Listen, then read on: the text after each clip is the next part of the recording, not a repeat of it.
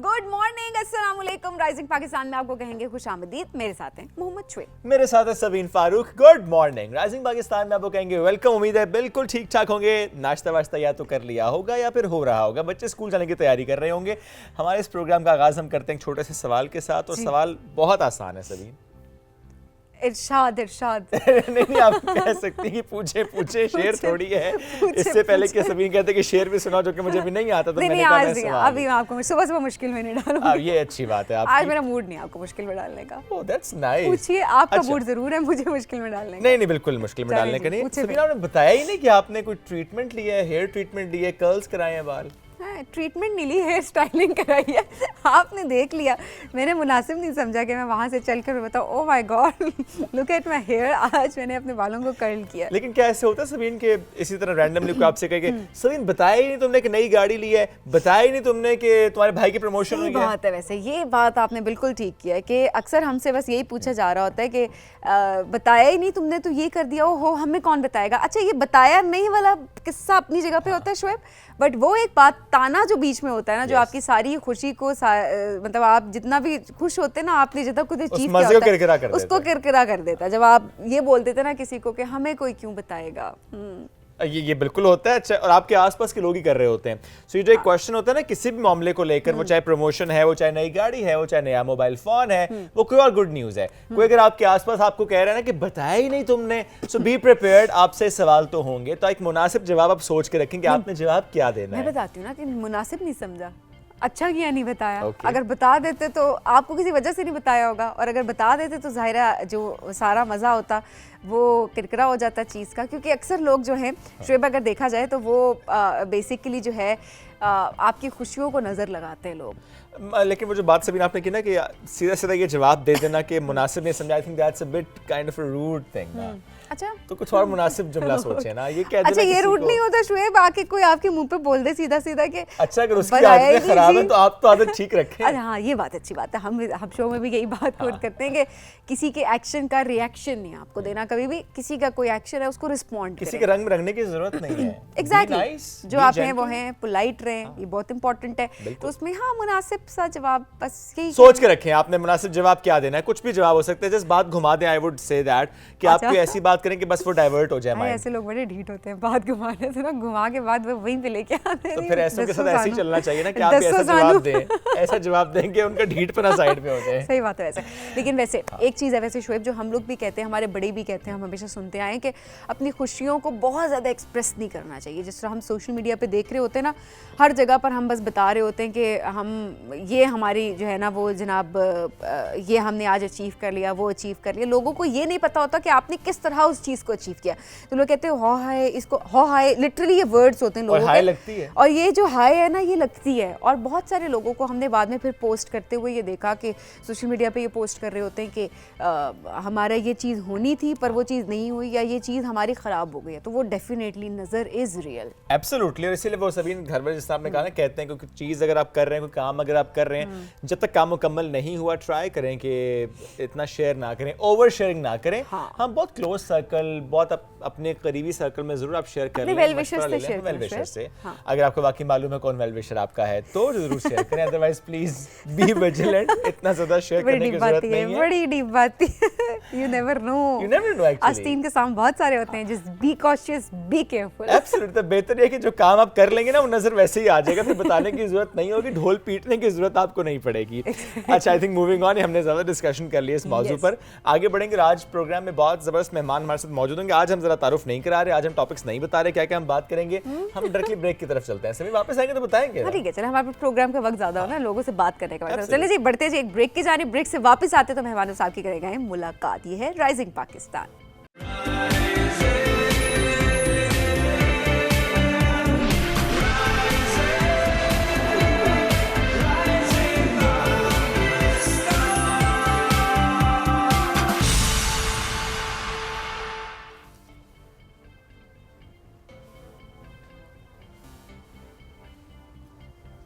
Welcome back. Rising Pakistan में एक बार फिर कहेंगे खुशामदीद। और अब हम सवाल से फिर इस सेगमेंट का आगाज करेंगे, और मैंने पूरी कोशिश की कि सलीन को सवाल का जवाब ब्रेक में ना मिले। सवाल ये है, मुझे मैसेज आ गया और फुटबॉल दो डिफरेंट गेम्स हैं, जी। दोनों में क्या फर्क है? मुझे मैसेज आ गया, बस I am about to check के नहीं ये चीटिंग है। नहीं अच्छा क्या डिफरेंस है बताएं। यार मुझे धोखा दिया। किसी ने कहा सबीन को कि मैं मैसेज कर रहा हूं। फुटबॉल में 11 लोग होते हैं। अच्छा फुटबॉल में कितने थे? 11? फुटबॉल में कितने होते हैं?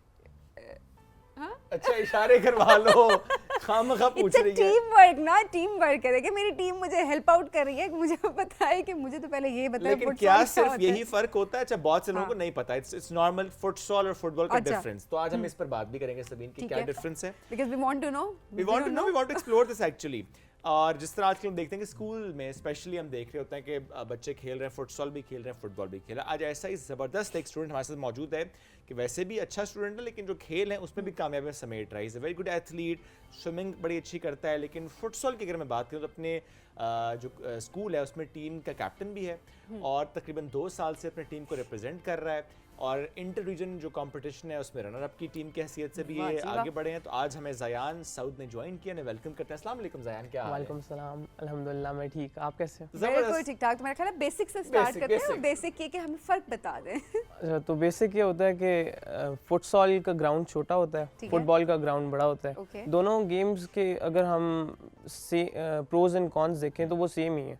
ओके, कॉन्स तो कोई भी नहीं है, प्रोज ही हैं। और प्लेयर्स भी सेम होते हैं। और प्लेयर्स 11 होते हैं फुटबॉल के और फुटसॉल के 5 प्लेयर्स होते हैं विद नो सब्स्टिट्यूट्स। हाँ जी। ओके, मेरी टीम ने कुछ मुझे गलत बताया, लेकिन चलेगा बाद में उनसे पूछते हैं। 11 का मुझे पता चल गया कि 11 होते हैं। अच्छा, पाकिस्तान में ऐसा इतना रुझान नहीं है फुटसॉल का, राइट? फुटसॉल का है अब है। अच्छा, हमारी जनरेशन जो है ना, जैसे ज़यान क्योंकि मेरी की हमारी जनरेशन में रुझान बढ़ गया। हाँ पहले इतना रुझान नहीं था, राइट? या जेन जी। अब पाकिस्तान में फुटसॉल ज़्यादा खेली जाती है क्योंकि टाइम भी कम होता है, ड्यूरेशन कम होती है, कम लोगों में खेला भी जाता है, कम लोगों में खेला भी जाता है। और क्योंकि टाइम नहीं है, स्टूडेंट्स ज़्यादातर इसको प्रेफर करते हैं क्योंकि स्टूडेंट्स के पास टाइम कम होता है, स्टडीज़ के ऊपर भी फोकस करना होता है। मैं खुद फुटसॉल ज़्यादा खेलता हूँ फुटबॉल से। अच्छा, उसमें एक कॉम्पिटिशंस भी उसी तरह सब ज़्यादा हो रहे हैं। जैसे सबीन ने भी कहा कि फुटबॉल का रुझान पहले तो कुछ ज़्यादा नज़र आया हमें, फुटसॉल कम, लेकिन क्या अभी फुटसॉल को जिस तरह आपने भी कहा स्टूडेंट ज़्यादा खेल भी रहे हैं? जी जी। कॉम्पिटिशन भी उसी लेवल के हो रहे हैं, उतना रिप्रेजेंट करने का मौका मिल रहा है? कॉम्पिटिशन्स भी उसी तरीके से हो रहे हैं। और कॉम्पिटिशन जिस तरह मैं रिसेंटली लास्ट वीक मेरे ख्याल से मैं गया था, लेगेसी कप में गया था एक। अब नेक्स्ट वीक एक और आ रहा है, राइजन कप आ रहा है, हमारा स्कूल ही उसे होस्ट कर रहा है। लेगेसी कप कहाँ था? लेगेसी कप था राद अरीना, अस्करी 10, राद अरीना। अच्छा ओके ठीक है। अच्छा, सो आप किस तरह से इस खेल की तरफ आए? आपका इंटरेस्ट खुद से कैसे डेवलप हुआ? मेरा इंटरेस्ट इस तरह था ना कि मेरे फादर एक स्पोर्ट्स मैन है और वो जिस तरह फुटसॉल, फुटबॉल, कराटे के athlete, he is a sports person. Okay, so national level पे खेलते हैं? नहीं, ही इज अ टीचर और वो उसके साथ भी एक एथलीट भी हैं। ओके, तो मतलब मेरा इसलिए इंटरेस्ट, अब वालिद को देखकर इंटरेस्ट डेवलप हो जाए। आपके आसपास का माहौल बहुत मैटर कर रहा होता है, स्पेशली आपके घर का माहौल बहुत ज़्यादा मैटर कर रहा होता है। अगर आपके घर में आपके बड़े, स्पेशली अगर किसी को किताब से शौक हो, किताब पढ़ने का शौक हो, तो आपको घर में वही माहौल नज़र आ रहा होगा। कोई स्पेसिफिक खेल खेलने का रुझान ज़्यादा नज़र आया आपको आसपास, तो आप भी उस तरफ बढ़ते चले जाते हैं। मेट भी cricket, football, futsal, badminton, lawn tennis, whatever, तो आप आसपास से इंस्पायर हो रहे होते हैं। जी जी। अच्छा, अब आप अपनी टीम के कैप्टन भी हैं, 2 साल से कैप्टन है। व्हाट डू यू थिंक एक फुटसॉल के कैप्टन की क्या क्वालिटीज़ होती हैं, क्या ऐसी क्वालिटीज़ होती हैं जो आपको कैप्टन तक लेकर जाता है? लीडरशिप क्वालिटीज़ होनी चाहिए सबसे पहले तो, उसके बाद प्रॉब्लम सॉल्विंग, क्विक थिंकिंग, और उसके साथ स्पोर्ट्समैनशिप बंदे में होनी चाहिए। तो बंदी में भी?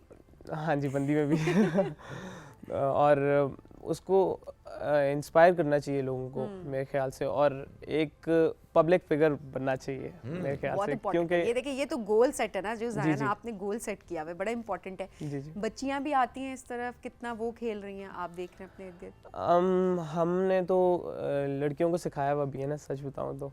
ठीक है। जो फुटसॉल, गर्ल्स की फुटसॉल टीम है अंडर 15 की, उनको, और गर्ल्स भी आती हैं, अब खेलना स्टार्ट किया उन्होंने और कर रही हैं, प्रोग्रेस कर रही हैं। अभी उस तरह नहीं खेलती क्योंकि उनने शुरू से नहीं खेला होता ना फुटसॉल, फुटबॉल कुछ भी। बिल्कुल, बड़ी अच्छी बात है कि आ रही हैं इस तरफ, एटलीस्ट उस खेलना चाहती भी हैं, सीख भी, मौके भी मिल रहे हैं। अच्छा, देखिए उन्होंने कितनी इंपॉर्टेंट चीज़ यहाँ पे की है कि देखिए लड़कों को ना, हमेशा से हम कहते हैं ना कि स्पोर्टी होते हैं, लड़कों को बाहर निकालो तो वो यूज टू होते हैं। अगर स्कूल लेवल पे भी वो टीम बनती है, उसमें अगर वो मतलब अपनी टीम बनाते हैं, खेलना शुरू करते हैं जिस मर्जी लेवल पे, उनके लिए उतनी मुश्किल नहीं होती जितना हमारी बच्चियों के लिए होता है। क्योंकि ऑब्वियसली कभी उन्होंने खेला नहीं होता उस तरह से, और जब स्कूल लेवल पे जाकर भी टीम बनाते हैं, लेकिन it's a really good thing जिस तरह आपने कहा कि हमने सिखाया, अच्छी बात है, हम एक दूसरे से सीख रहे होते हैं, और ये स्पोर्ट्समैन स्पिरिट जो है ये भी आता है ऑब्वियसली। जी जी आपने जब सिखाया तो आई एम श्योर कि बहुत कुछ आपने सीखा भी होगा उनसे। जी, इस ऐसा होता है ना? क्या सीखा? लड़कियों से क्या सीखा आप? लड़कियों से भी सीखा, सिखाते हुए मतलब उनको जिस टाइम हम गेम हमारी बढ़ती है अगर किसी को खेलते हुए देखें, क्योंकि मिस्टेक्स नोट करता है बंदा, उनको बताता है और वो फिर अपनी गेम पे भी इम्प्लीमेंट करता है, उसकी वजह से अपनी गेम बढ़ती है, अपनी गेम बेहतर हो जाती है, बेहतर हो जाती है। इंजरीज बहुत होती हैं, इसीलिए हम देखते हैं कि घर वाले थोड़ा सा ना कॉन्शियस हो रहे होते हैं, स्पेशली फुटबॉल में हम देखते हैं, बिकॉज नी इंजरी बहुत कॉमन हो जाती है, एंकल ट्विस्ट हो जाना या for that matter ligament damage हो जाना, बहुत से ऐसे कॉमन इंजरीज फुटबॉल या फुटबॉल खेलते हुए हो रही होती हैं। तो आपके साथ कभी खुदा ना खास्ता ऐसी कोई इंजरी? मेरे साथ हुई थी लास्ट ईयर राइजन कप में।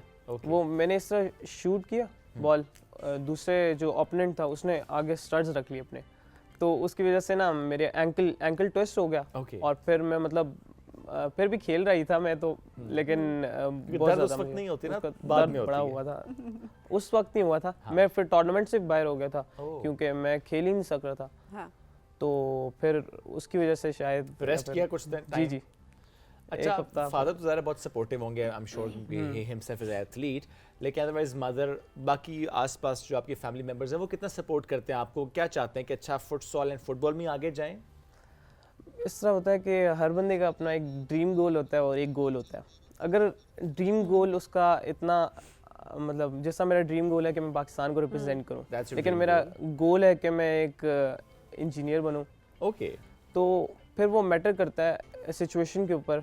और मेरी इन्वायरमेंट इस तरह के, मेरे मदर तो बस ये कहती हैं कि मैं जो चाहूँ मैं खुद वही करूँ, ड्रीम गोल फॉलो करूँ या फिर इसी को सपोर्ट आप कहते हैं कि आप बच्चे को एक फ्री हैंड दें कि वो खुद चूज कर सके। तो मेरा ख्याल है अभी आप उस फेज में कि आपने इंजीनियर बनना है या आपने स्पोर्ट्स में आगे जाना है, so obviously you have to choose. Parallel बड़ा मुश्किल होता है बिकॉज आपने जितने भी हमारे खेलों में हमारे एथलीट्स आपने देखे हैं, वो दो चीज़ों को लेकर नहीं चल पा रहे होते, दो प्रोफेशंस, बिकॉज आप प्रोफेशनली जब खेल रहे हो, प्रोफेशनली खेलते हुए भी दोनों चीज़ें लेके जा सकते हैं। जिस तरह स्पेन का अभी स्पेनिश चैंपियन लमीन यमाल को देख लें अगर, बिल्कुल, तो ही 16 इयर्स ओल्ड और वो अपने स्कूल भी साथ जा रहा है साथ। हाँ, नहीं मैं स्कूल की बात नहीं करी, पढ़ाई तो चले, पढ़ाई भी कर रहे हैं ना, मतलब नहीं मैं बात कर रही हूँ कि प्रोफेशंस को लेकर चलना, दो प्रोफेशंस तो नहीं फॉलो कर सकते। जी जी, तो इनिशियल लेवल पे तो समझ आती है, लेकिन हाँ बाकी आगे बढ़ के फिर एक तरफ फोकस करना बड़ा इंपॉर्टेंट होता है। एक चीज़ बस आपसे मुझे और पूछनी थी, पाकिस्तान फुटबॉल फेडरेशन की एक रजिस्टर्ड यूथ टीम का भी आप हिस्सा हैं, थोड़ा सा एक्सप्लेन करें कि registered youth team of Pakistan football federation, what does that mean? वो इससे होता है कि पाकिस्तान फुटबॉल फेडरेशन उसे स्पॉन्सर करती है, और अगर किसी टूर्नामेंट में वो टीम जाए तो उसको फिर वो जो फ़ी है वो नहीं देनी पड़ेगी, वो पाकिस्तान फुटबॉल फेडरेशन ही देगी, और फिर इस तरह हम उस यू टीम को रिप्रेजेंट करेंगे और बस खेलेंगे। चलें, ज़बरदस्त ज़ायान, विश यू गुड लक, और जो आप पाकिस्तान को रिप्रेजेंट करना चाहते हैं खेल में, आप इंटरनेशनल लेवल पे आप ज़रूर रिप्रेजेंट करें। आप जैसे बच्चों की हमें बहुत ज़रूरत है कि आगे बढ़ें, और आप बहुत जल्दी मैं चाहती हूँ आप फैसला करें आपने क्या बनना होगा। मैंने बड़ा इम्पोर्टेंट है ये। Take your time. हाँ अभी नहीं सोचें, हम ब्रेक लेते हैं और बीच में आप दौरान सोचिएगा, हम बेशक एंड में बताएंगे। ठीक है, बहुत शुक्रिया सारे प्रोग्राम में ज्वाइन करने के लिए। नाज़रीन, बढ़ेंगे एक ब्रेक की जानिब, स्टे विद अस।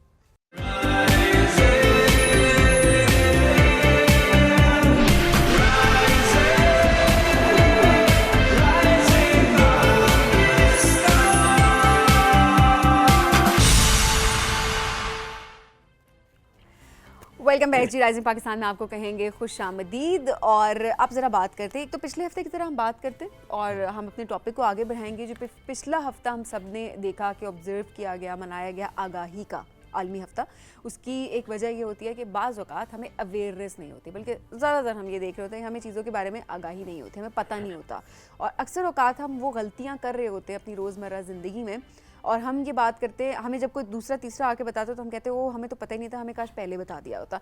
तो हमने जितने टॉपिक्स हैं उनको कोशिश की लास्ट वीक भी कवर करने की, और आज भी हम इसी तरह से एक टॉपिक लेकर आए हैं। लेकिन हम अवेयरनेस वीक की बात कर रहे थे, हम अवेयरनेस मैन को लेकर आ गए।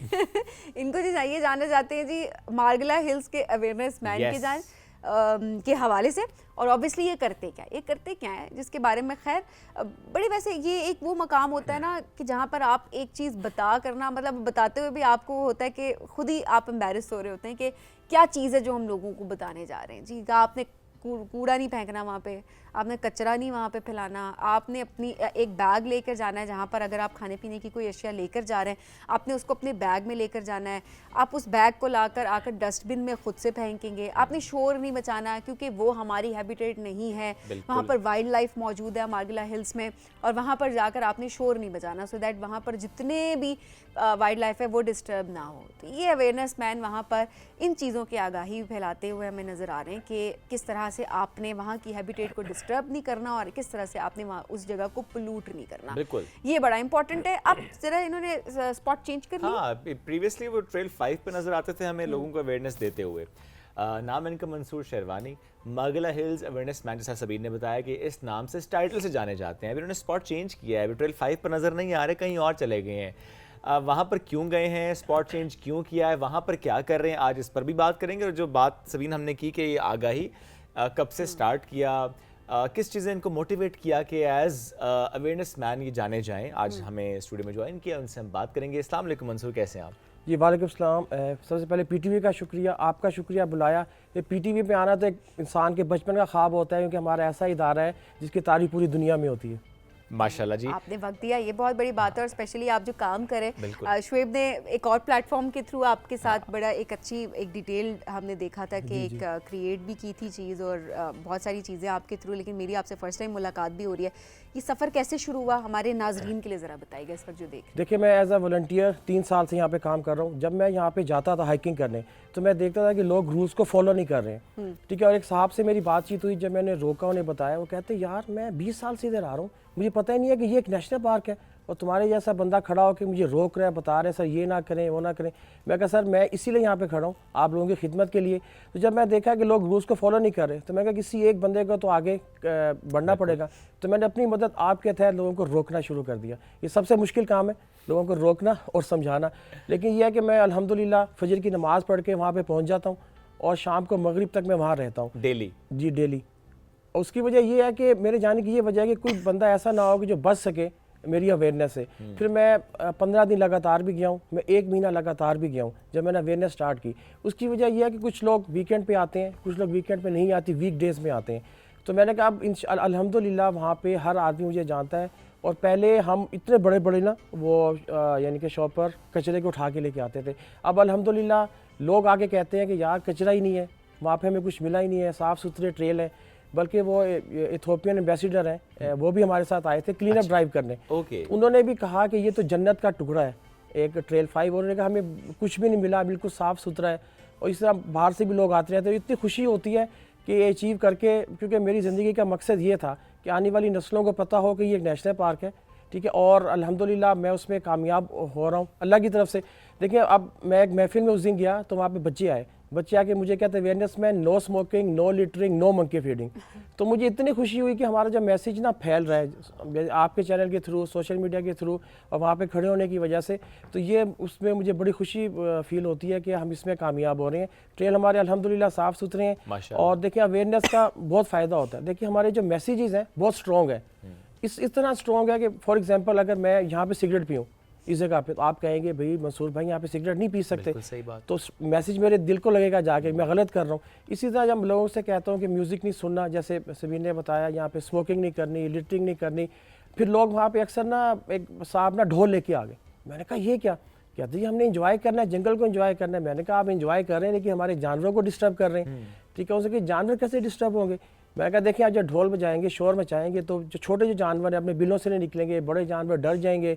तो वो उसको बात समझ में आ गई। फिर इसी तरह एक वहाँ पे ना फैमिली थी, वो अपने बर्तन और वो लेके ना बारबेक्यू करने आ गए। तो मैंने कहा जी ये बारबेक्यू करना तो मना है। कहते क्यों, यहाँ जंगल में क्यों बारबेक्यू करना मना है? मैं कहा सर जब आप इसको जलाएंगे, इसकी खुशबू से यहाँ पे लेपर्ड भी रहता है, वो भी आ सकता है, वो भी अट्रैक्ट हो सकता है। दूसरे जैसे गीदड़ है, यहाँ पे वाइल्ड बोर है, वो अट्रैक्ट होकर आ सकते हैं। उसके बाद लोग ये करते हैं कि वो जो कोयला है जलावा छोड़ देते हैं, उससे आग भी लग सकती है। बिल्कुल। तो उनकी समझ में ये बात आ गई। मैं कहा सर ये नेशनल पार्क है, आप यहाँ पे फिरें टूरें एंजॉय करें, लेकिन प्लीज़ इसको ख़राब ना करें। खराब ना करें। बड़ी आपने अच्छी बात की, कोयले का जिक्र भी आपने किया। अदरवाइज भी जो नो स्मोकिंग की बात हम कर रहे हैं, क्योंकि हमने बहुत से ऐसे वाक़यात देखे मागला हिल्स पर आग लगने के। और वजह क्या होती है, किसी ने सिगरेट पी के बस उसका बट फेंक दिया, बुझाया नहीं था, और उसकी वजह से आग भड़क उठी।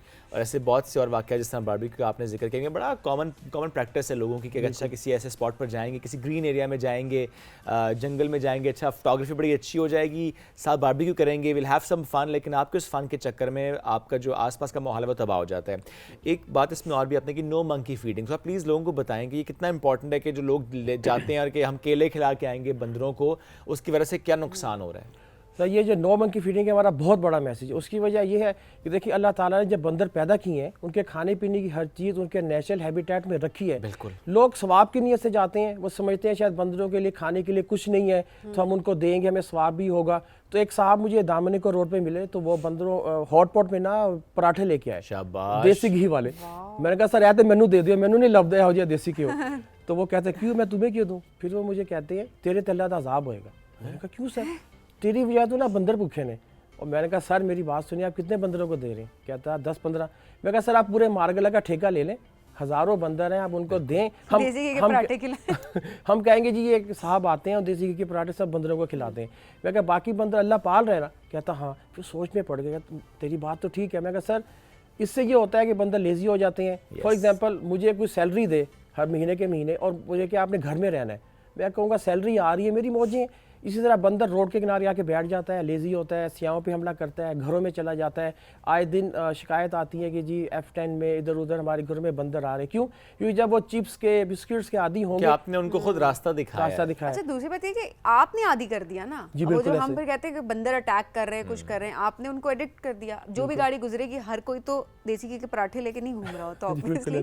तो आप कैसे, हर कोई एंजॉय करने के लिए जा रहा होता है। अच्छा अभी इस हवाले से बताएंगे, आपने अभी स्पॉट चेंज किया है, कहाँ पर अभी आप मौजूद होते हैं, और इसकी वजह क्या हुई कि आपने ट्रेल 5 से आपने मूव करने का सोचा? देखिए अल्हम्दुलिल्लाह ट्रेल्स हमारे साफ़ हैं। अब लोग, मैं नहीं कहता, यानी कि लोग आके मुझे कहते हैं कि ट्रेल साफ़ हैं, वहाँ मेरी ये तारीफ़ करते हैं। फिर एक अक्सर यूनिवर्सिटीज़ आती हैं क्लीन अप ड्राइव करने के लिए, तो कई यूनिवर्सिटीज़ आती हैं तो वो कहती थी कि हमें कुछ मिलता ही नहीं। अल्हम्दुलिल्लाह ट्रेल साफ़ सुथरे हैं। तो फिर आपने देखा होगा कि जो ये पीर सुहावा रोड है, जी जी, इसके ऊपर व्यू पॉइंट है। बिल्कुल। तो वो वहाँ पे लोग जाते हैं, वहाँ पे बारबेक्यू भी करते हैं, खाते पीते भी हैं। लेकिन ये है कि वो अफसोस की बात है कि वहाँ पे कचरा फेंक आते हैं। अच्छा वहाँ बारबेक्यू अलाउड है? वैसे नहीं, अलाउड नहीं है। अलाउड नहीं इसलिए कि ये जो रोड है ये भी नेशनल पार्क है। बिल्कुल। ठीक है, तो इसी फिर मैंने एक बहुत बड़ा चैलेंज था, मुझे लोगों ने कहा तू उस तरफ ना जाओ, फंस जाओगे।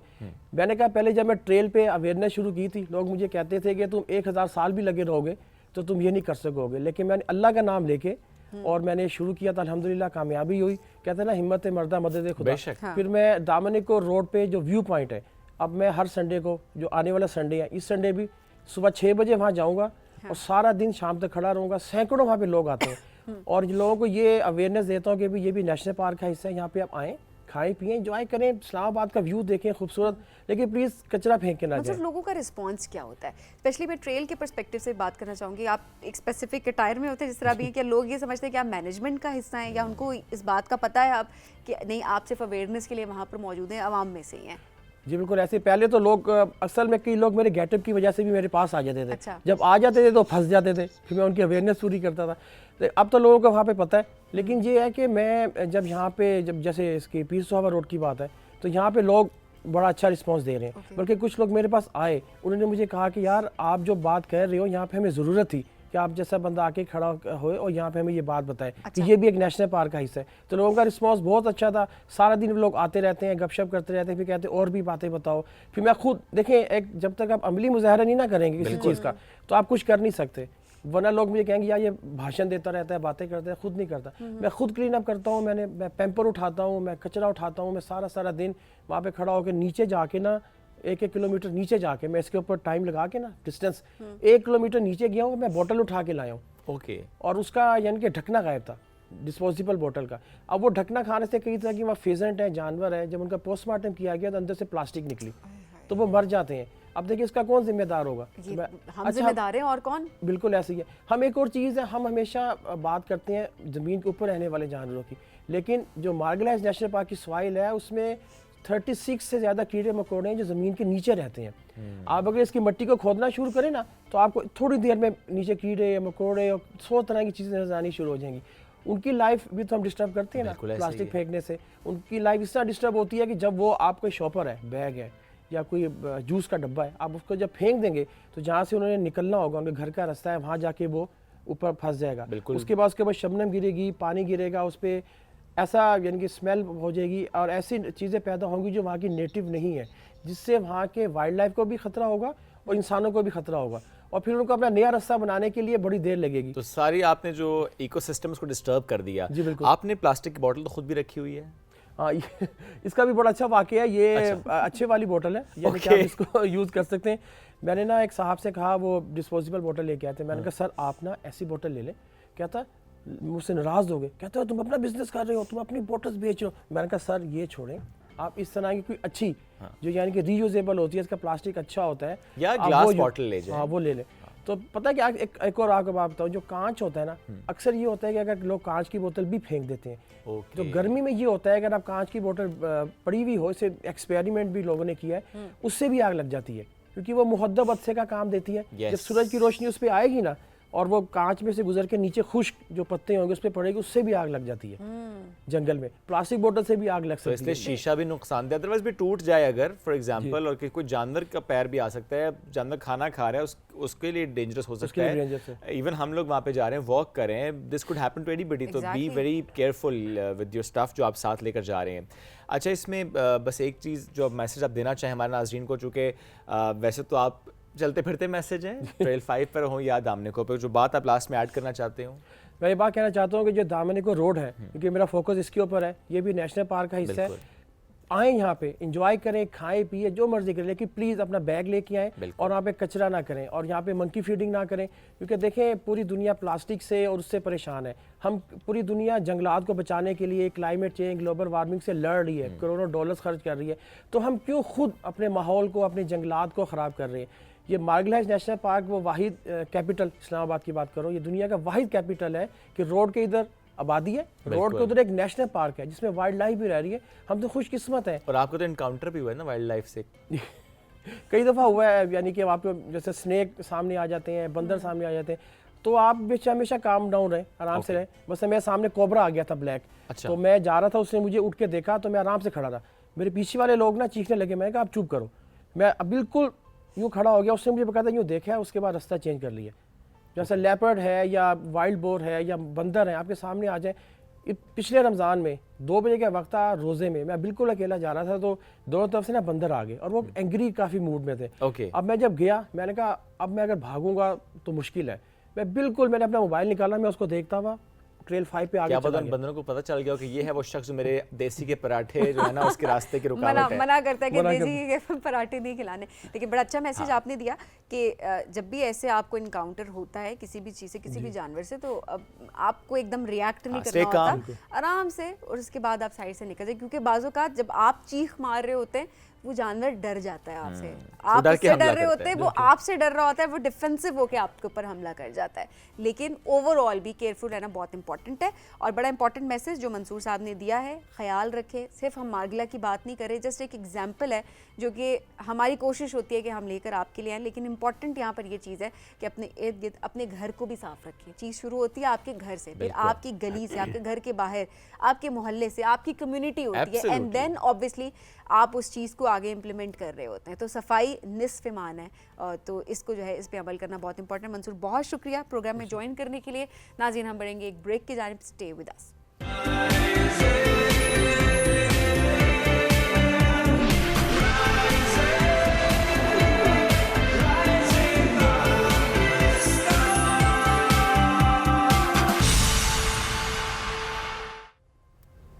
Welcome back to rising Pakistan. एक बहुत अहम मौजूद जिस पर बात करना बहुत ज़्यादा ज़रूरी है, ये सेहत से जुड़ा मामला है। मैं इसको ज़रा आसान करके आपको समझाता हूँ। हमारे आसपास हम अक्सर ये देखते हैं, चाहे बच्चे हों चाहे बड़े हों, हम ये देख रहे होते हैं कि बीमार होते हैं, हम एंटीबायोटिक देते हैं, असर नहीं कर रही होती। हम उसको डिग आउट करते हैं, असर क्यों नहीं कर रही, तो मालूम ये होता है कि वो एंटीबायोटिक की रेजिस्टेंस हमारी बॉडी के अंदर आ चुकी है।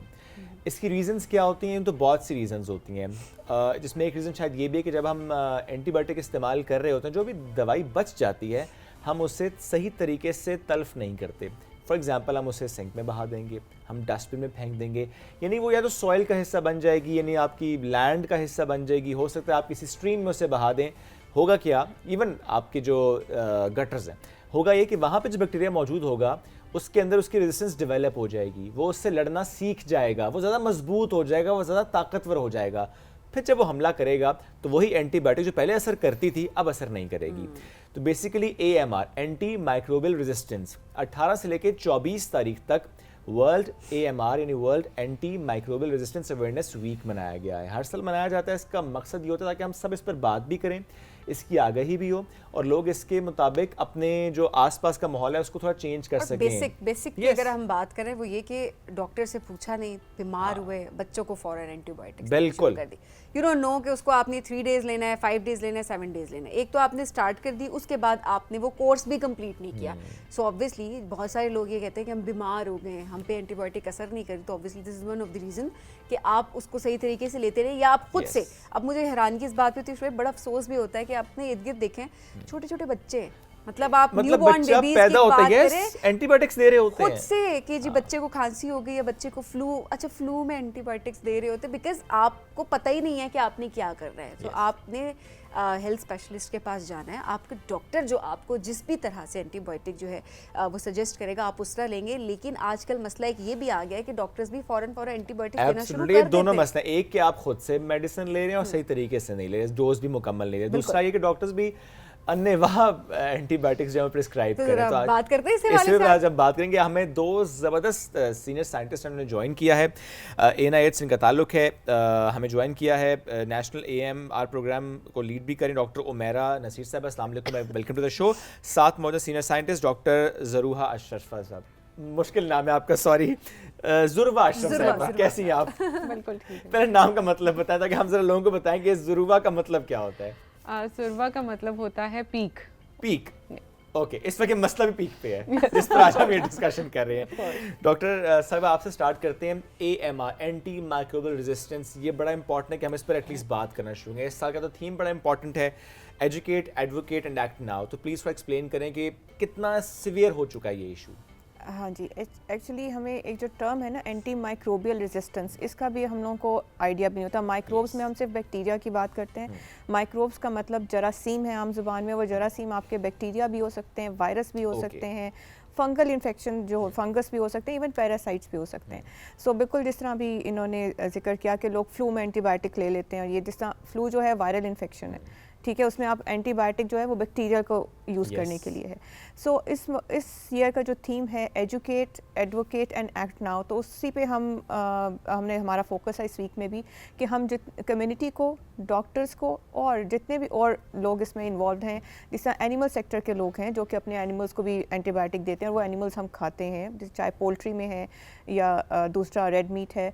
तो ये सब, इन सब को एजुकेट करना और एडवोकेट करें इस चीज़ को कि आपने बहुत केयरफुली जो है एंटीबायोटिक्स जो है वो यूज़ करनी है, और जब ज़रूरत है तो तब यूज़ करनी है, इनका रैशनल यूज़ करना है आपने। बिल्कुल। और act now that this is the right time that we need to act, because this is इसको जिस तरह अभी हम कहते हैं साइलेंट पैंडेमिक कहा गया है, और 2019 तक इससे 5 मिलियन डेथ्स हो चुकी हैं एंटी माइक्रोबियल रेजिस्टेंस से, जो कि डाटा हमारे पास है। और भी हम एक्सपेक्ट कर रहे हैं कि बाय 2050 ये डबल हो जाएंगी हमारी जो डेथ्स हैं। तो इनको प्रिवेंट करने के लिए बहुत ज़रूरी है कि हम अपने लोगों में, कम्युनिटी में, आम लोगों में, डॉक्टर्स में, वेटनरी डॉक्टर्स में और एग्रीकल्चर में जो लोग काम कर रहे हैं उन सब में, क्योंकि ये सब, और एनवायरनमेंट में, इवन जो एनवायरनमेंट में लोग काम कर रहे हैं उन सब के साथ मिलके हम इस चीज़ के ऊपर जो है अभी से काम करना शुरू करें। एग्जैक्टली, सो दैट ये जो मसला आप बता रही हैं कि ये पेंडेमिक है, साइलेंट पेंडेमिक है, जिसके बारे में लोगों को नहीं पता। बाकी तो हम बात कर रहे होते हैं कि ये वायरल हो गया, वो वायरल हो गया, और हम फौरन एक्ट कर रहे होते हैं। एग्जैक्टली, बट ये एक ऐसी चीज़ है जिसके ऊपर लोगों को इतना आइडिया नहीं है। ज़रूर थोड़ा सा ये भी बताइएगा कि कुछ लोग ज़्यादा फ्रीक्वेंटली बीमार होते हैं, इम्यूनिटी कुछ लोगों की लो होती है, तो उस पर्सपेक्टिव लोगों को लेनी पड़ती है एंटीबायोटिक। बुखार हो रहा है, तबीयत नहीं संभल रही, एक साल में कितनी मरतबा अगर आप एंटीबायोटिक का कोर्स कर लें तो उसको सेफ कंसिडर किया जा सकता है? So again, let's come to the basics. अब कितनी दफ़ा साल में कर लें, आई वॉन्ट से एनी पर्टिकुलर फ्रीक्वेंसी, क्योंकि एंटीबायोटिक की भी आगे डिफरेंट टाइप्स हैं। जिस तरह का इन्फेक्शन होगा उस तरह की एंटीबायोटिक आप ले सकते हैं। ये बात हम कर चुके कि वायरसेस के लिए हमने एंटीबायोटिक्स नहीं लेनी। फिर आप कितनी दफ़ा ले सकते हैं ये इंटायरली डिपेंड करेगा कि आप डॉक्टर की प्रिस्क्रिप्शन के मुताबिक इस्तेमाल करें। और फिर इसमें उससे पहले आप डायग्नोस्टिक टेस्ट ज़रूर करवाएं कि क्या आपको वो इन्फेक्शन है जो पर्टिकुलर एंटीबायोटिक आप ले रहे हैं उससे वो ठीक हो भी सकता है कि नहीं। बहुत सारा टाइम हम ये कर रहे होते हैं कि हम अपनी मर्ज़ी से एंटीबायोटिक इस्तेमाल कर ली। ऑलरेडी हमारे फर्स्ट एड बॉक्स में घर में एंटीबायोटिक्स बची हुई पड़ी होती हैं कि एक बच्चे को इस एंटीबायोटिक से आराम आ गया था, ठीक हो गया था, तो अब दूसरा बच्चा बीमार हुआ है तो सेम, तो ज़रूरी नहीं कि वो सेम इन्फेक्शन हुआ हो। तो ये इंटायरली डॉक्टर की हिदायत के मुताबिक इस्तेमाल करनी चाहिए और टेस्ट करवाने के बाद इस्तेमाल करनी चाहिए। डॉक्टर्स टेस्ट तो नहीं करवाते, ये बहुत मतलब कॉमन है, डॉक्टर्स टेस्ट नहीं करवाते, डायग्नोसिस नहीं होता, सीधे सीधा लिखते हैं एंटीबायोटिक्स। Why? ये एग्जैक्टली जैसे डॉक्टर उमेरा ने बात की कि अवेयरनेस की ज़रूरत है, और ये हमें कम्युनिटी से लेके प्रोफेशनल्स, हेल्थ प्रोफेशनल्स तक, वेटनेरियंस हैं, एनवायरमेंटल हेल्थ प्रोटेक्शन ऑफिसर्स हैं, ये सबकी अवेयरनेस की ज़रूरत है। और ये सॉर्ट ऑफ एक आप कहते हैं कि ये बिहेवियर चेंज फिनोमेना है। ये विद टाइम आएगा। इस पे अभी अगर हम बैठ के बात करना शुरू करेंगे तो हो सकता है कि कुछ सालों बाद लोगों को अवेयरनेस आ जाए, और देन ये over the counter sale of antibiotic पे इस पे रिस्ट्रिक्शन लगाने की ज़रूरत है। अच्छा, ये बड़ी इंपॉर्टेंट आपने बात की कि अगर आप रिस्ट्रिक्शन लगाएंगे कि डॉक्टर की प्रिस्क्रिप्शन के बगैर आपको मेडिकल स्टोर से एंटीबायोटिक नहीं मिलेगी, तो जाहिर सी बात है उस लिहाज से भी आप कंट्रोल कर सकते हो। तो स्टेप बाय स्टेप हम आगे बढ़ें तो बहुत इंपॉर्टेंट है।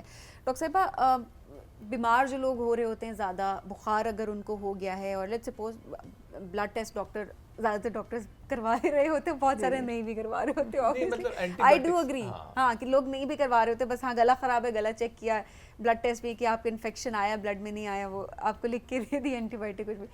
आपकी इम्यूनिटी, लोगों को ये बताने के पर्सपेक्टिव ज़रूर बताएं कि आपकी इम्यूनिटी फाइट कर सकती है उस डिजीज़ को एंटीबायोटिक के बगैर। ज़रूरत नहीं होती एंटीबायोटिक की जब तक मामला बहुत ज़्यादा ख़राब नहीं होता। एग्जैक्टली, बिल्कुल जिस तरह आप बात करें, एक्चुअली होता ये है कि जो भी आपकी जो इन्फेक्शंस हो रही होती हैं रूटीन में, जैसा फ्लू हो गया, गला ख़राब हो गया, कुछ एलर्जीज़ हैं और कुछ वायरल इन्फेक्शंस हैं, और मोस्ट ऑफ द टाइम हमें कोई एलर्जी हो रही होती है, वायरल इन्फेक्शंस हो रही होती हैं, और उन वायरल इन्फेक्शंस में हमें किसी एंटीबायोटिक की ज़रूरत नहीं होती।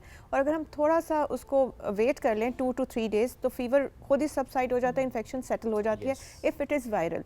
और अगर नहीं सेटल हो रही, फिर आप ज़रूर जाएँ, मतलब जाके अपना डायग्नोस्टिक टेस्ट कराएँ, उसमें पता चल जाता है कि कौन से बैक्टीरिया की इन्फेक्शन है, और वो बैक्टीरिया कौन से एंटीबायोटिक को सेंसिटिव है, और आप बिल्कुल स्पेसिफिक वो एंटीबायोटिक लें। और ये डॉक्टर्स इसीलिए फिर वो डायग्नोस्टिक टेस्ट प्रेस्क्राइब करते हैं। समटाइम्स नहीं करते अगर, तो उसकी एक रीज़न ये भी होती है कि अफोर्डेबिलिटी का इशू भी आ जाता है, और शायद उसमें एक वजह ये भी कि उसका रिजल्ट थोड़ा लेट आता है। आपको होता है कि जल्दी आराम आ जाए, आप इस चक्कर में कहते हैं कि ठीक है स्टार्ट कर दो डोज। जी, और बिल्कुल, और ये जो एक रवैया है कि जल्दी इलाज करने के लिए आप खुद से एंटीबायोटिक स्टार्ट कर लेंगे, डॉक्टर को समटाइम्स पेशेंट्स भी प्रेशराइज करते हैं कि जी आपने एंटीबायोटिक नहीं दी, हम ठीक नहीं होंगे। तो ये सब चीज़ें जो है ना हमारे इस एंटी माइक्रोबियल रेजिस्टेंस को कंट्रीब्यूट कर रही होती हैं। इसमें और हमारे कौन से रवैये हैं जो कि कंट्रीब्यूट करें AMR की तरफ? अगर हम इसके एक उस तरह बात आ गई कि हम उसको ओवर यूज़ या मिस यूज़ कर रहे हैं इंटायरली, दैन सेकेंडली अगर हम इस पे बात करें कि इसको हम बचा कैसे सकते हैं, तो वो दूसरी तरह के रवैया अगर मैं डिस्कस करना चाहूँ तो आप इन्फेक्शन प्रिवेंशन की तरफ जा सकते हैं। आप वैक्सीनेशन, अभी हम बात कर रहे थे आने से पहले भी कि वैक्सीनेशन लगवाने का रुझान बहुत कम है हमारी आवाम में, तो उसको वैक्सीनेशन के लगवाने के रवैये को हम प्रमोट कर सकते हैं। रिएक्शन हो जाएगा, एग्जैक्टली, ये हो जाएगा, हमारे ये भी तो बड़े मसले हैं दिमाग के। एग्जैक्टली, और सिंपल सी एक बात है कि ये साइंटिफिक एविडेंस है कि जो 80% हमारी बीमारियां हैं वो हाथ के सही ना धोने से फैल सकती हैं, तो हम उसको रोक सकते हैं। तो बहुत सारी ऐसी चीज़ें हैं कि जिसमें हम फॉर एग्जाम्पल खाना खाने से पहले हाथ धोएं, वॉशरूम यूज़ करने के बाद हाथ ज़रूर धोएं, और उसको बहुत ट्रेंड चला था कि सैनिटाइज़र यूज़ कर लें, जहाँ अवेलेबल है सोप और वाटर से, प्रेफरेबली आप सोप और वाटर से हाथ धोएं। और इसके अलावा जब वैक्सीनेशन की बात की, बिला वजह कि आप इंजेक्शंस ना लगवाएं। कई दफ़ा हमारे अवाम में ये बड़ा प्रॉब्लम होता है कि इंजेक्शन लगाएंगे तो ठीक हो जाएंगे। वो सेफ़ इंजेक्शन प्रैक्टिसेस बहुत ज़रूरी हैं। फिर अगर क्वैक्स के पास आप जाएंगे, वो इंजेक्शन आपको स्टेरलाइज नहीं है, बहुत सारे मसाइल उसमें हो सकते हैं। तो ये सारे एक सॉर्ट ऑफ हम कहते हैं कि हेल्थ सीकिंग बिहेवियर्स हैं इन जनरल। सो ये एंटी माइक्रोबियल रेजिस्टेंस उनके नतीजे में पैदा हो रहा है। अच्छा, इसमें क्या ये बात भी है कि ठीक है सैनिटाइज़र का इस्तेमाल या साबुन से हाथ धोना इट्स वेरी इंपॉर्टेंट, लेकिन कुछ लोग एक्सट्रीमिस्ट भी हो जाते हैं ना, बार बार हाथ धोना, बहुत ज़्यादा देर तक हाथ धोते रहना और ऐसे ऐसे साबुन इस्तेमाल करना कि वो जो गुड बैक्टीरिया आपके हाथ के वो भी चले जाते हैं। True. क्या इससे भी नुकसान होता है? बिल्कुल, एग्जैक्टली। हमारे बॉडी में उतने हमारे बॉडी सेल्स नहीं है जितने बैक्टीरिया हैं, और वो सारे हार्मफुल नहीं है हमारे लिए। उसमें से almost I think more than 90% वो गुड बैक्टीरिया ही होते हैं। हमारे गट में, वो स्किन में, फ्लोरा में भी हैं, और उनका पर्पस एक्चुअली ये है कि जब वो बैड बैक्टीरिया हमारे बॉडी में आए तो वो उनके अगेंस्ट फाइट करके और उनको वो ख़त्म करें, और सॉर्ट ऑफ आप ये कह सकते हैं कि उनको स्पेस ना मिले वहाँ कॉलोनाइज होने की। तो उसमें बहुत ज़्यादा आप बिल्कुल आपकी बात ठीक है, कई दफ़ा लोगों में वो चीज़ होती है कि बहुत ज़्यादा बार बार हाथ धोएं, लेकिन ऑफ कोर्स जब ज़रूरत है उसी टाइम खाने धोएं। से पहले धोएं, वॉशरूम अटेंड करने के बाद लाजमी धो लें, बाहर से हैं तो धो लें, ये तो समझ आती है। विजिबली सॉइल्ड आपके हाथ हैं, विजिबली गंदे हैं, तो उस टाइम पे धोएं, लेकिन वो तो एक वो और तरह की आपके कहते हैं कि सूरत हाल है कि हर टाइम हर 2 मिनट बाद हाथ धोना, तो हर ये 2 मिनट बाद बिल्कुल वो फिर ओसीडी एग्जैक्टली ऑब्वियसली वो भी एक कंडीशन है जिसको हम बड़ी इंपॉर्टेंट है, नहीं, इसके ऊपर that's बात important, करना इंपॉर्टेंट absolutely. है ऑब्वियसली। डॉक्टर साहब, अभी कितना काम हो रहा है इस वक्त के हवाले से अगर बात की जाए, बिकॉज जिस तरह आप बता रही हैं कि अगले कई सालों तक अगर हम देखें, अगर काम नहीं होता तो ऑब्वियसली ये सूरत हाल बहुत बिगड़ सकती है, लोगों को पता भी नहीं है, डेथ्स हो रही हैं, बीमार हो रहे हैं, लोगों को अभी तक नहीं पता कि इसकी रीज़न क्या है, कॉज क्या है। सो कितना काम इस वक्त हो रहा है, और स्पेशली NIH क्या कर रहे हैं? जी, एक्चुअली अब एक्चुअली ग्लोबली इस चीज़ को रियलाइज़ कर लिया गया है कि this is a silent pandemic, और बहुत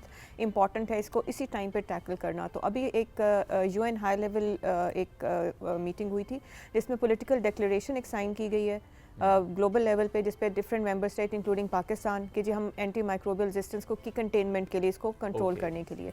इसी तरह फिर जो नेक्स्ट एक और मिनिस्ट्रियल मीटिंग हुई है जिसमें भी सारी मेंबर स्टेट में और सारे उनसे भी कमिटमेंट ली गई है कि आपने अपने अपने तौर पे आप लोग इसको किस तरह काम कर सकते हैं। NIH जो है वो बिल्कुल ग्लोबल लेवल पे जो काम हो रहे हैं उनको एंडोर्स कर रहा है, और उसके अलावा हमारा अपना एक नेशनल एक्शन प्लान बनाया गया है जिसमें हमने जिसको बिल्कुल अलाइंड है with the global action plan of anti microbial resistance, और उसमें उसी के जो 5 ऑब्जेक्टिव्स हैं उनको हम लेके चल रहे हैं, जिनमें सबसे इंपॉर्टेंट चीज़ है रेजिंग अवेयरनेस। इसके लिए हम स्पेशली इस वीक में और वैसे भी बहुत से हम काम कर रहे होते हैं कि अवेयरनेस रेजिंग वॉक्स करते हैं, कोई हाइक्स करते हैं, स्टूडेंट्स मेडिकल कॉलेजेस में जाके सेमिनार करते हैं ताकि जो फ्यूचर डॉक्टर्स आ रहे हैं उनको पता हो कि रैशनल यूज़ ऑफ एंटीबायोटिक क्या है, और उन्होंने प्रॉपर डायग्नोस्टिक टेस्ट करा के करना है। और दिस इज़ समथिंग जो कि आहिस्ता आहिस्ता हम अपनी न्यू जनरेशन में इनकलकेट करेंगे तो मौजूदा डॉक्टर्स को भी बता रहे हैं कि नहीं मौजूदा को भी बता रहे हैं, उनके लिए हमने प्रॉपर स्टीवर्डशिप प्रोग्राम स्टार्ट किया हुआ है। ठीक है, इसी तरह से फिर अवेयरनेस रेजिंग के बाद हमारी सर्वेलेंस बहुत इंपॉर्टेंट है, डाटा कलेक्ट करना इस चीज़ का कि ये जो प्रॉब्लम है ये कितनी बड़ी है हमारे मुल्क में। उसके लिए हमारे NIH में एक प्रॉपर टीम है जो कि एंटी माइक्रोबियल रेजिस्टेंस सर्वेलेंस का डाटा कलेक्ट करिए, ज़ुरवा इज़ पार्ट ऑफ दैट, और उससे भी हमें हर पूरे साल का ट्रेंड पता चल जाता है ऑल ओवर पाकिस्तान में कि कितने रेजिस्टेंट केसेस आ चुके हैं हमारे पास। और आप यकीन करें हमारे पास इस वक्त UTI में ई कोलाई एक बहुत बड़ा ऑर्गेनिज्म है जो UTI करता है, और उसकी मोर देन 78% जो है ना रेजिस्टेंस आई है। सो ये अभी ये चीज़ें जो हैं ये हमें डाटा से पता चलती हैं, तो डाटा कलेक्ट करना इज़ वेरी इंपॉर्टेंट जो हम कर रहे हैं। और उसके बाद थर्ड चीज़ हमारे पास है IPC, infection prevention and control and की बात हम करते हैं, जिसमें हाइजीन और ये सारी चीज़ें आपकी आ जाती हैं। और उसके लिए फिर अब हमने एनवायरनमेंट सेक्टर के साथ भी हम काम कर रहे हैं, वहाँ पे भी हम डिफरेंट इनिशिएटिव्स ले रहे हैं, और मिल के हम लोग काम करना चाह रहे हैं, क्योंकि किसी एक सेक्टर का काम नहीं, it's not just the health sector that has to be on board. Health के साथ एनिमल सेक्टर, फूड का जिसमें फूड का जो हमारा है फूड एंड एग्रीकल्चर, वो हमारे साथ है, एनवायरनमेंट वाले हमारे साथ हैं। इसी तरह हम लोग डिफरेंट रिसर्चेस पे हम लोग इन्वेस्ट कर रहे हैं। हेल्थ रिसर्च इंस्टीट्यूट है NIH के अंदर, जो कि डिफरेंट रिसर्च ग्रांट्स देता है, तो वो एंटी माइक्रोबियल रेजिस्टेंस पे जो साइंटिस्ट रिसर्च करना चाहते हैं उनको वो 10 मिलियन तक की ग्रांट्स देते हैं, ताकि वो बेहतर काम कर सकें। बेहतर काम कर और सकें, डेटा बिल्कुल। करना बड़ा इंपॉर्टेंट। आपने जो Yes. बात की डेटा की, मैं उस पर आपसे क्वेश्चन भी करना चाहूँगा। ये डेटा भी आपने कंपाइल किया कि पाकिस्तान की आबादी को देखते हुए कितनी एंटीबायोटिक्स हम सालाना कंज्यूम कर रहे हैं? जी बिल्कुल, इसमें स्पेसिफिकली नेशनल इंस्टीट्यूट नहीं, ज़ाहिर है और अदारे हैं जो एंटीबायोटिक की कंजम्पशन पे काम कर रहे हैं, तो लास्ट ईयर से ये डाटा कंपाइल करना भी शुरू किया है। Okay. और हम अगर अपने रीजन में देखें तो हम टॉप पे आते हैं एंटीबायोटिक कंजम्पशन में, not only in human sector, बल्कि हम इसको पोल्ट्री सेक्टर में, लाइव स्टॉक में बहुत यूज़ कर रहे हैं। और इसके अलावा उसको हम as a growth promoter use कर रहे हैं पोल्ट्री सेक्टर में। तो बिल्कुल एंटीबायोटिक कंजम्पशन में तो हम और जब number पोल्ट्री one की है। जो बात आपने की, फॉर एग्जांपल जो चिकन की ग्रोथ हो रही है उसमें अगर एंटीबायोटिक्स का इस्तेमाल हो रहा है और वही चिकन हम जब कंज्यूम कर रहे हैं तो उसकी वजह से भी मसाइल पैदा हो रहे हैं। बिल्कुल उसकी वजह से भी मसला ये पैदा देखिए, होता है। ये एक लेवल की तो बात ही नहीं है ना। अब ये आप इसको अगर डिस्कस करना शुरू करें तो हम तो रोजमर्रा जिंदगी में, आप अगर नहीं भी ले रहे हैं एंटीबायोटिक, लेकिन आप तब भी ले रहे हैं। हाँ, और वो आप अब उसके खाने के थ्रू ले exactly, रहे हैं। और आप मिनिमल डोज ले रहे हैं जो कि फूड के साथ आपके अंदर जाती जा रही है, तो वो बैक्टीरिया जो है वो आहिस्ता आहिस्ता उससे डिफेंस मैकेनिज्म उसका इतना तेज़ है, अपने आप को वो चेंज करता जा रहा है, और वो अपने आप को इतना स्ट्रॉन्ग कर लेता है कि जब आपको एक्चुअली ज़रूरत पड़ती है वो काम नहीं कर एंटीबायोटिक रही की तो वो होती। काम नहीं करता। आप ICUs में जाएं, कितनी एंटीबायोटिक्स लग रही हैं लेकिन इफेक्टिव नहीं हो रही। जो इतनी ज़्यादा डेथ्स हमारे हॉस्पिटल्स में हो रही है, मोस्ट ऑफ द टाइम वो इसी रेजिस्टेंट बैक्टीरिया की वजह से हो रही हैं, और यही कोई डाटा हम लोग एंटीबायोटिक असर कलेक्ट नहीं कर कर रहे रही हैं। जैसे होती क्या है। कर दिया हमने अपने साथ। तो आप Absolutely. जैसे बड़ी परेशान कुन सिचुएशन होती है अक्सर जब हम चीज़ें यहाँ पर इस तरह के टॉपिक्स डिस्कस करें, हम कहते हैं हम घर में तो ये डिस्कशंस भी नहीं कर रहे होते, हमें तो पता भी नहीं है। लेकिन जब आप डिटेल में जाते हैं, then you get to know कि हम क्या कर रहे हैं और हम क्या कर चुके हैं अपने तबाही साथ। मचा दी हमने और बेसिकली। इसको हम अक्सर बात ये करते हैं कि एंटीबायोटिक का सही इस्तेमाल नहीं कर रहे, तो एक्चुअली ये अवेयरनेस रेस करने का मकसद ये है कि एंटीबायोटिक को बचा के रखें उन हालात के लिए कि जब वो वाकई में ज़रूरी हैं। हम मेडिकल एडवांसमेंट की बात करते हैं, तो जो AMR है इसको मेडिकल एडवांसमेंट के लिए भी एक बहुत बड़ा थ्रेड कंसिडर किया जाता है कि अभी हम 3D प्रिंटिंग की बात करते हैं, हम ऑर्गन ट्रांसप्लांट में बहुत आगे जा चुके हैं, लेकिन अगर उस ऑर्गन ट्रांसप्लांट के पेशेंट को इन्फेक्शन हो जाए तो हो सकता है कि वो उसके लिए लाइफ थ्रेटनिंग बन बिल्कुल ऐसे ही जाए, है। और ऐसा हो रहा है। ये नहीं कि हम कोई फ्यूचर की बात करें, इट्स हैपनिंग राइट नाउ। और जैसे डॉक्टर उमेरा ने कहा था कि बाय 2050 इसमें हम डेथ्स डबल हो जाएंगी, और जितनी डेथ्स पूरे कोविड के दौरान I was हुई about हैं, to say that what you talk about COVID, it's a silent pandemic जिस पे बात ही नहीं हो रही है। That's why it's called. देखिए कोविड आया तो हम सबको पता चला, था, बिकॉज उसके हाँ। साइन सिम्टम्स इसका नजर आ पता रहे भी थे, नहीं है। चीज़ें इसका पता भी नहीं है। और दूसरा ये कि ये क्योंकि ये डेथ्स इस तरह की नहीं होती, आप मेडिसिन खा भी रहे होते हैं, आप कहते हैं कि हमने मेडिसिन और भी ना ले ही ये ली, लिखा जाएगा कि आपकी death because of this. Anti microbial Exactly. Resistance हुई, ये इट्स लिखा नॉट भी द नहीं कॉज जाएगा, ऑफ जाहिर डेथ है। नहीं आता, तो इस वजह से लोगों को अवेयरनेस पता भी नहीं नहीं है। है। बिकॉज इसीलिए हम चाहते हैं कि जो एंटीबायोटिक्स अभी हमारे पास हैं वो इफेक्टिव रहें Yes. एज लॉन्ग एज हम उसको कर सकें, बिकॉज नई एंटीबायोटिक्स नहीं आ रही। यस, ठीक आप है। देखें ना कि first generation, second generation, third generation antibiotics अभी और Same कितना आगे हम fourth- जाएंगे। fourth पे आ चुके हैं। फोर्थ पे आ चुके हैं, हम क्या कंपनी करेंगे? के नाम चेंज हो जाते हैं, वो कहते हैं जी फॉर्मूला सेम है बट कंपनी का जो नाम है वो ये वाली चीज़ आ रही होती है। लेकिन थैंक यू सो मच, आप लोग यहाँ पर आए और आप लोग काम भी बहुत अच्छा कर रहे हैं, NIH बहुत अच्छा काम कर रहे हैं इस हवाले से, बिकॉज इन चीज़ों पर बात होना इम्पॉर्टेंट है, सो दैट कहीं ना कहीं हम लॉन्ग टर्म में इसका इम्पैक्ट ज़रूर, वैसे तो हमें अभी इसका इम्पैक्ट देख लेना चाहिए और हर किसी को इसको अडेप्ट करना चाहिए, लेकिन जाहिर सी बात है हम हैं और जाहिर सी बात है चीज़ों को अडेप्ट करने में हमें टाइम ज़रूर लगेंगे। थैंक यू सो मच, बहुत अच्छा आप लोग काम भी करें। नाज़रीन, आज का जो मैसेज है बड़ा इंपॉर्टेंट है, जो इस सेगमेंट से हम सब ने लेना है, वो ये कि अपने बच्चों को भी बचाएं एंटीबायोटिक से, अनटिल एंड अनलेस डॉक्टर आपको प्रिस्क्राइब नहीं करता, आपके टेस्ट के बाद। टेस्ट के बगैर भी डॉक्टर अगर आपको दे रहे हैं तो ऑब्वियसली आप खुद अपने तरीके से एक चीज़ बता ज़रूर सकते हैं, ताकि बिल्कुल एंड तक वेट करें, अपनी इम्यूनिटी को फाइट कर रहे हैं। अल्लाह मियाँ ने आपको बनाया हुआ है इस तरह से, हमारी इम्यूनिटी अल्लाह ने इसी तरह से बनाई हुई है कि हम फाइट कर सकते हैं इन बीमारियों के अगेंस्ट। और सवाल करें डॉक्टर से, जब वो आपको प्रिस्क्रिप्शन दे तो प्लीज आस्क द डॉक्टर कि व्हाई एंटीबायोटिक। कन्विंस जब तक वो नहीं कर रहा ना आपको एंटीबायोटिक के लिए, डोंट स्टार्ट एंटीबायोटिक। ब्रेक की तरफ बढ़ेंगे, ब्रेक से वापस आएंगे, रही है हमारे साथ। This is rising Pakistan.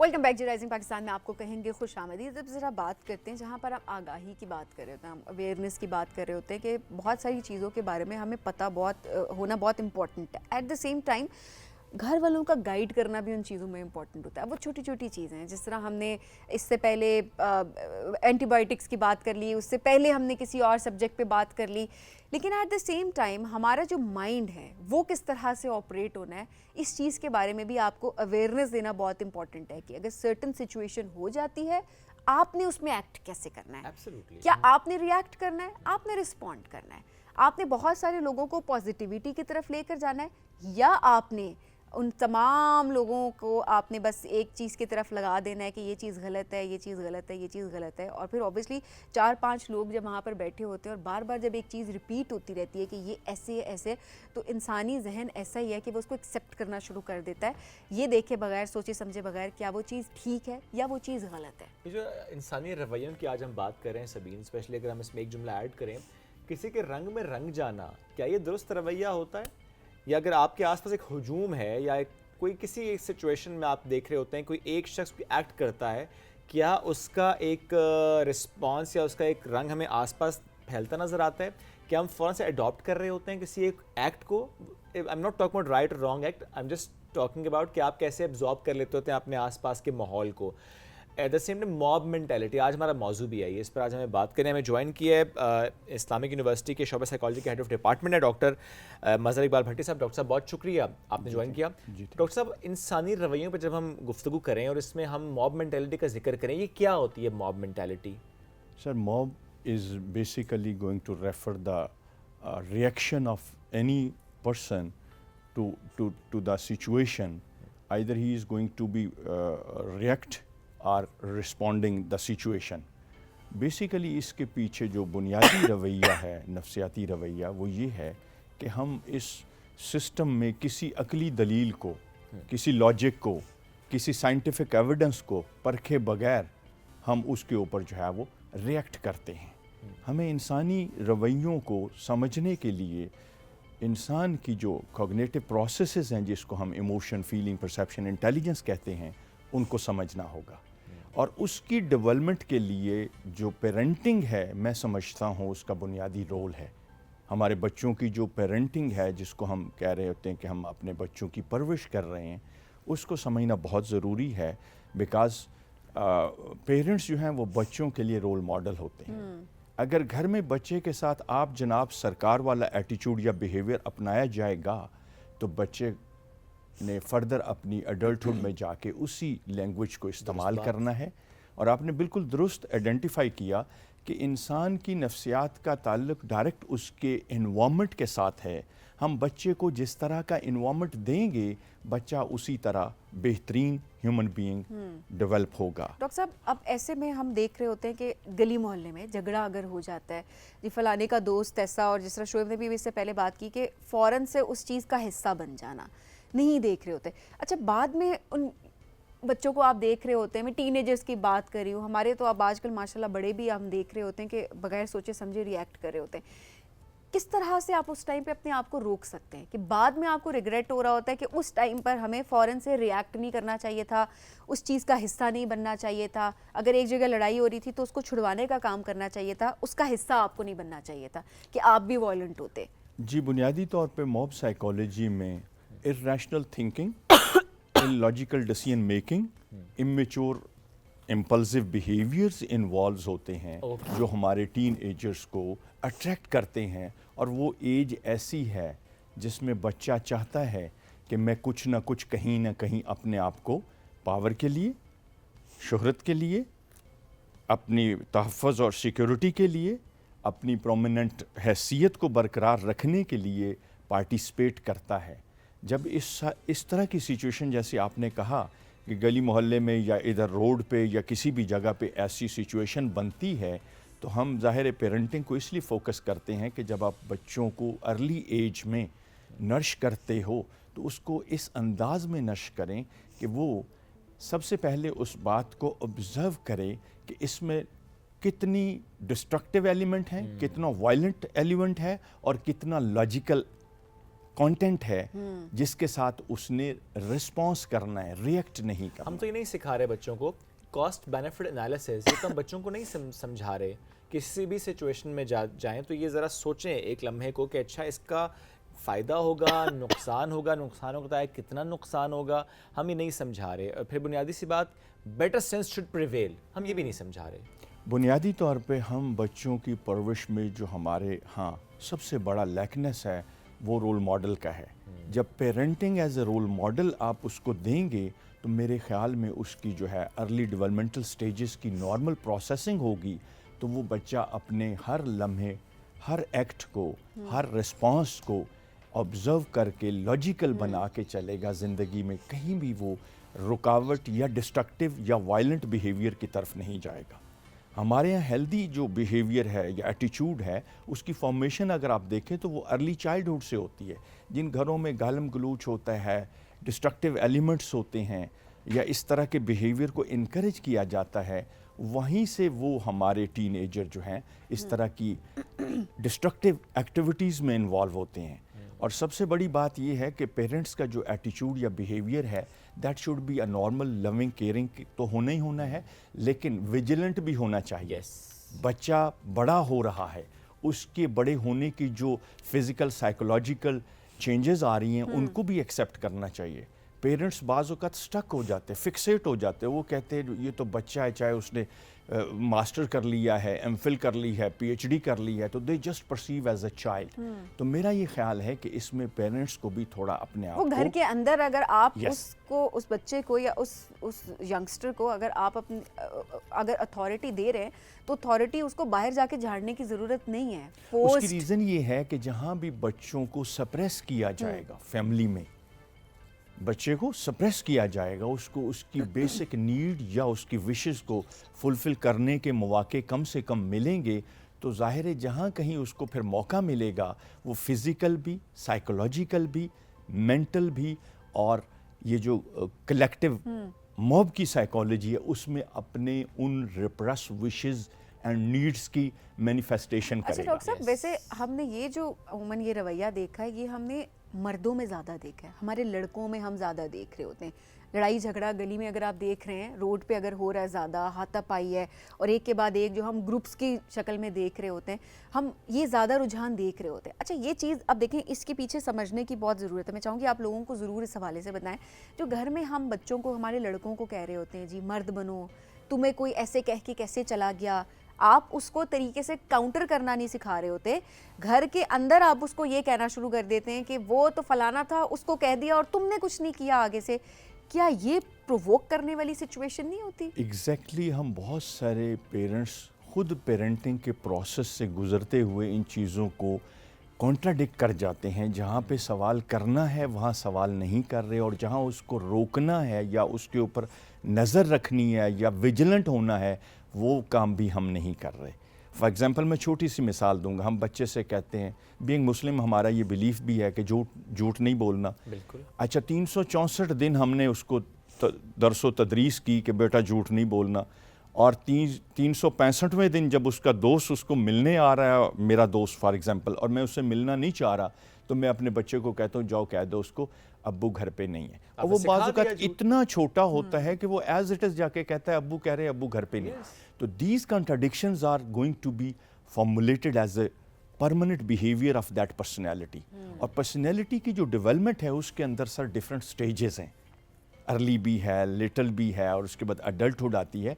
तो इन फेजेस के अंदर अगर पेरेंटिंग नॉर्मल वे में की जाए, मैं समझता हूँ वो बच्चे चाहे अडल्टहुड में जाके, आपने बिल्कुल सही कहा कि मेल चाइल्ड में ज़्यादा ये वाली चीज़ें नज़र आती हैं, क्योंकि अम्मा उसको कह रही होती है कि जो है ना तुम मर्द बनो, तुम मर्द के बच्चे हो। भाई ऑलरेडी वो ह्यूमन बीइंग का बच्चा है, उसमें वो औरत का बच्चा भी है, औरत का भी बच्चा है, मर्द का भी है, तो इसको इतना ज़्यादा बूस्ट अप ना करें जो नॉर्मल उसका रिस्पॉन्सेज है।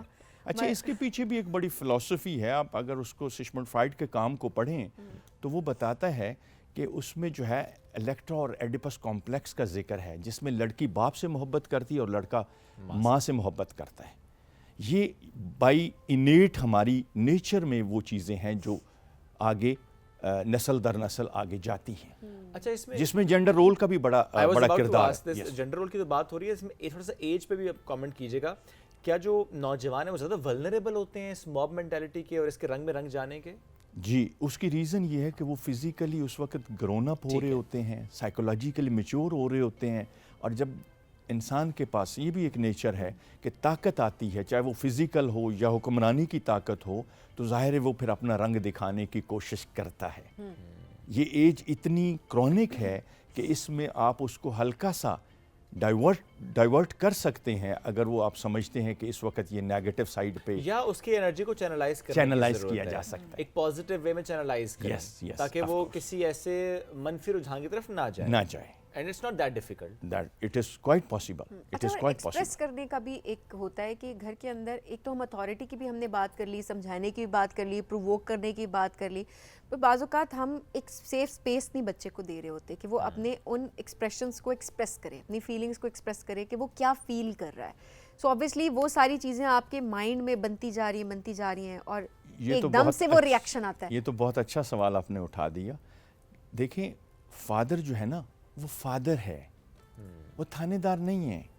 हमारा जो बच्चों के साथ एज ए फैमिली हेड या एज ए फादर हमारा एटीट्यूड या बिहेवियर है, खुदा ना खास्ता वो थानेदाराना ज़्यादा है और दोस्ताना कम है। आप फादर भी बने, लेकिन किसी वक्त बच्चा अगर चाह रहा है उसके साथ आप बातचीत करें या इंटरेक्शन करें। आप देखें 10-20 साल पीछे चले जाएं, फैमिलीज़ में डायलॉग होता था, बच्चे उससे बहुत सारी स्टोरीज सीखते थे, उनके कॉग्निशन की मैच्योरिटी आती थी, उनके पास कंटेंट आता था, उनको इस्तेमाल करने का ढंग आता था। आज हम बहुत ज़्यादा तरक्की तो कर गए हैं, लेकिन हमारा जो इंटरेक्शन है, फैमिली डायलॉगिंग है, वो ख़त्म होता जा रहा है, और उसके नतीजे में ये नेगेटिव बिहेवियर, पर्सनैलिटी की डॉट्स, पर्सनैलिटी की इस तरह के नेगेटिव जो एंगल्स हैं वो ज़्यादा डोमिनेट कर रहे हैं। और मेरे ख्याल में इस बात को हमें अप्रिशिएट करना चाहिए कि जो बच्चा बेहतर परफॉर्म कर रहा है, पॉजिटिवली इंक्लाइंड है, उसको हमें इनकरेज करना है, उसको हमें मोटिवेट करना है, ताकि वो एक पॉजिटिव कंस्ट्रक्टिव ह्यूमन बीइंग बन के अपने मुल्क की खिदमत कर सके। और क्या ये इशू ज़्यादा अंडर डेवलप्ड नेशंस का है? नहीं सर, ये ज़रूरी नहीं, ये मतलब ज़रूरी इसका नहीं। ताल्लुक किसी मुल्क से, किसी खत्ते से नहीं है। नो, इसका किसी रेस से, किसी सेक्ट से, किसी उससे रिलीजन से, ये ह्यूमन नेचर है कि वो चेंज चाहता है, और उस चेंज के लिए ये जो एज है इसके ऊपर पेरेंट को ज़्यादा विजिलेंट होना चाहिए, बिकॉज अभी वो लर्निंग फेज़ में है, अभी उसके अंदर इम्पल्सिविटी, इमेच्योरिटी, मस्कुलिनिटी जिधर आपने इशारा किया था, वो सारी चीज़ें हैं। तो आपको ज़्यादा उसकी तरफ तवज्जो देनी होगी। उससे पीछे और उसके बाद वाले एज में तो वो खुद ही मैच्योर होके अपना राइट और रॉन्ग को अंडरस्टैंड करते हुए स्टेप्स या डिसीजन लेता है। आपने वैसे पेरेंट्स का भी जिक्र कर दिया, यहाँ पर देखिए हमारे तालीमी इदारों का कितना बड़ा रोल आता है। बच्चे आधे से ज़्यादा दिन जो है वो स्कूल में स्पेंड करता है, मैं इसलिए फैमिली को ज़्यादा फोकस करता हूँ कि family is the basic unit. आपने बिल्कुल सही कहा कि उसके बाद स्कूल का रोल है, फिर उसके बाद कॉलेज का है, फिर उसके बाद यूनिवर्सिटीज़ का है। हम हमेशा देख रहे होते हैं ना कि एक लेबल कर दिया होता है, बैड बॉय, गुड बॉय, और हमने नालायक, लायक, ये स्कूल से भी तो चीज़ एक होती है ना। ये तो बहुत बड़ा अलमिया है, ये सिर्फ स्कूल से नहीं, ये घरों में भी निकनेम्स हमने लगा दिए हैं, स्कूल्स के अंदर भी है, कॉलेजेस के अंदर भी है, और मेरे ख्याल में ये नहीं होना चाहिए, क्योंकि इससे इंसान हर्ट होता है। ये जो साइकोलॉजिकल प्रॉब्लम है सर, ये कोई फिजिकल इंजरीज नहीं है, ये टूट-फूट है, ये टूट-फूट है, उसकी ज़हनी टूट-फूट है, और उस वक्त उसके जहन की पुख्तगी के मदारिज का ज़माना है।